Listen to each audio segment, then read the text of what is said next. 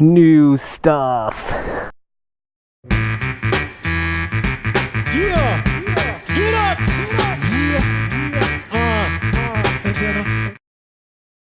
So yeah, we're pimping some new gear here. We got the, I don't remember what they're called, the Dionysus Striker Air, something like that. These are my new kicks and my new gloves. Trying to step up the safety game. We also have some compression pants made by Icon that make it so I have protection in my legs. The nice thing about the protection in my legs is that, you know, I tried to find some pants that fit me right, but being a shorter guy and a guy who, you know, I'm not a skinny dude, so I had a hard time finding pants that would fit. The ones that fit around the waist were too long in the leg, and that meant the pads were kind of in the wrong place. So anyway, these compression pants work great, and they don't slip. The pads won't slip out of place should I take a spill. And yeah, I'm just happy with the decisions that I made to up my safety game. Now the last thing to do here is my jacket.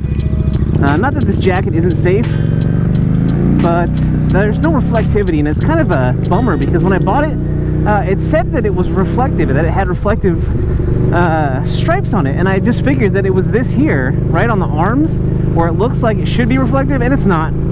So there's no reflectivity on this jacket, so even though it's safe for falling on, you know, I'm not very visible jacket-wise. So we're considering that for the time being, though. We're just happy with what we got as far as the new gloves, which are the Alpine Star Cellar gloves. Ooh. And yeah, we're just going out for a ride here, and we'll review these things at length for all of you if you're interested in any of this stuff. We'll make sure that you know how I feel about it, pros and cons, blah blah blah. But speaking of pros and cons, we're going to talk about the pros and cons of the KTM 1290 Superduke R. Now this is a 2015, and I believe the 2014 through 2016, those are all the same models. So if you're looking at any of those bikes to buy used, or you're just curious about how I feel about this bike, I'm not going to go into some real depth here. This is a kind of a 3-month, about 1,000-mile review of my bike,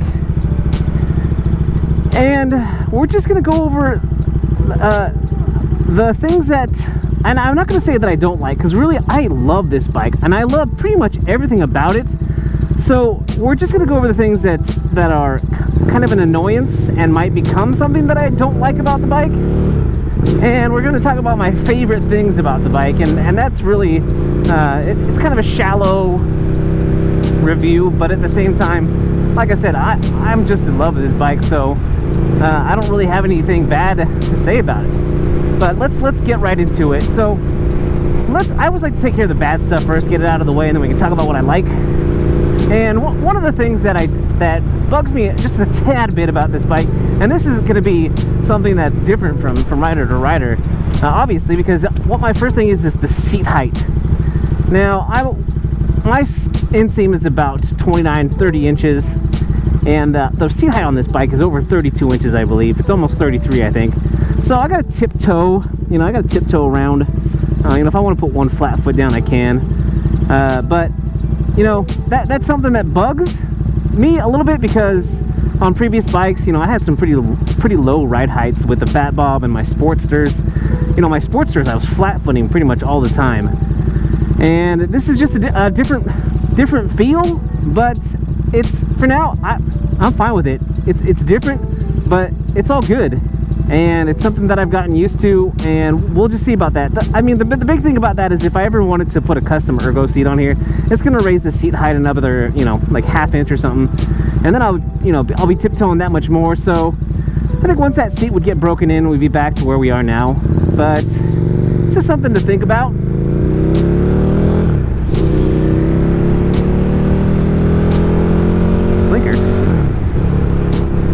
So one of the other things that bugs me a little bit about this bike, and it's along the same lines as far as height goes is the kickstand height. Now, I do like it because it puts the bike nice and upright. I don't ever feel like, you know, it's leaning too far over when I park it. But the thing about having it stand so upright, come on, green light, there we go.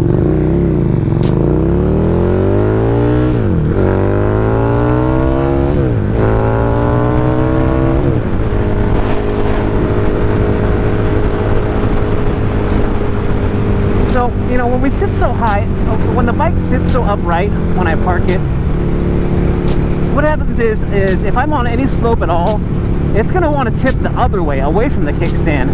So I've just got to be careful about where I park it, how I park it, and, you know, that's just one more thing I've got to think about when I'm parking my bike. Now, you know, that's something you got to think about anyway with a bike, especially if it leans really, really far the other way. You know, you've got to take that into consideration when you're parking your bike. But that's just another thing that could become more than an annoyance, which is kind of all it is right now. The last thing that I'll say that bugs me a little bit about my new ride is this switch here, and I don't know if I can see. You can see it here. It's the high beam switch. It's right here by my index finger here on the clutch side, and I hit that trigger so much that, you know, I'm flashing people with my brights, and you know, I'm turning on my brights, which during the night I ride with my brights on anyway. But it's just one of those things where, you know, if I had smaller hands, I guess, which my hands aren't, you know, I wear medium in these gloves. It's not like I have huge hands, but, you know, it's just one of those things where it would be nice if maybe it was in a different place. It is in a convenient place as far as, you know, being accessible, but it's also kind of in the way. So anyway, those are the things that bug me about this bike. Like I said, these are like super nitpicky things because overall I just am enthralled with this bike. I love it, and I love pretty much everything about it. So let's get to my favorite things about this bike. And I could go on and on, but, you know, no one wants to watch a video where I'm just gushing over my new bike and the things that I like about it. But 3 months in, after I've been riding it for a while, some of the things that still just get me super excited about this bike every time I ride it. One of them is the aesthetics, particularly the angularity. How angled this bike is, the sharp angles. It looks so good. When it's at a standstill, when it's just sitting there parked, it still looks like it's going fast. I just love the look of it. Part of that is the angled front headlight. Looks really good, I think. I like this headlight on the 2014 to 2016 models, as opposed to the kind of the really flat and skinny the LED headlight on the new Superdukes. You know, they both have their advantages. Obviously the LED is going to be brighter, but I just like the way this one looks better. The other thing is the single-sided swing arm on the rear wheel. That thing is just awesome. I love it. I love how it shows off that back tire on the one side, or that back wheel on the right side of the bike, the same side that the exhaust is on. And getting into another thing that I love about this bike is the exhaust. And it's not just the sound that I love about this exhaust. As we ride down the freeway, you can still hear it really well. You know, this exhaust sounds amazing. But it's also that it's short, and it lets you see that back wheel. One of the popular exhausts that people get with the KTM Superduke is the Krapovich. And I'm not sure if it's the silencer or which one it is, but, you know, it's a really long exhaust. It goes right underneath the passenger pegs in the back, and to me it's just kind of like, when I look at the bike, you know, when I'm looking at the bike before I get on it or just admiring it, I want to admire the bike as a whole. And I feel like with that big Krapovich exhaust on the back, your eyes are drawn to the exhaust. And I don't want to be drawn to any one thing about a bike. I like to look at a bike and see it as a whole. Now, the last thing that I'll say that I love about this bike, and like I said, I'm just not going to gush because I have so many things that I do love about it. But the thing, and this is kind of a big deal here, is the throttle response. Now we're in street mode here, and a nice little roll on the throttle gives you some real linear power. It doesn't really jerk you forward. You don't ever feel like, you know, you're gonna get pulled off of this bike when you really get on it. But it does have a good amount of power, and I really enjoy it. Now, likewise with as far as having a good amount of power, it has the 3 ride modes: range, street, and sport. And sport is the mode where if you do give it a good pull on the throttle from a stop, I mean, this thing just wants to have that front tire come off the ground. So that's something to consider if you're test riding this bike, or if you're just starting to ride this motorcycle, and you put it in sport mode. Just be aware that you're gonna get a good pull from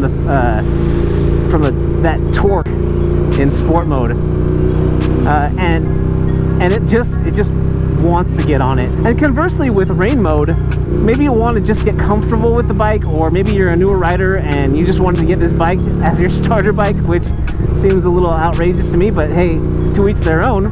So rain mode's going to take the edge off, right? You're going to have you're not going to get as much horsepower. You're not going to get as much low-end torque, so that when you pull on the throttle, that back wheel's not going to want to spin, and it's just a nice, you know, especially if it is raining or there's moisture on the road, like early in the morning from the dew. You know, you pop the thing in rain mode, and you feel nice, and feels nice and controlled. That's the word I was looking for. Is that throttle response is very controlled.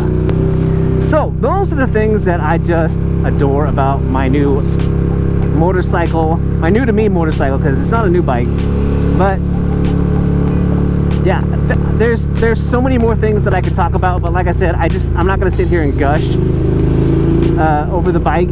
So that's all I've got for you today. Guys, if you like this video, make sure you hit that like button down there, which is a thumbs up.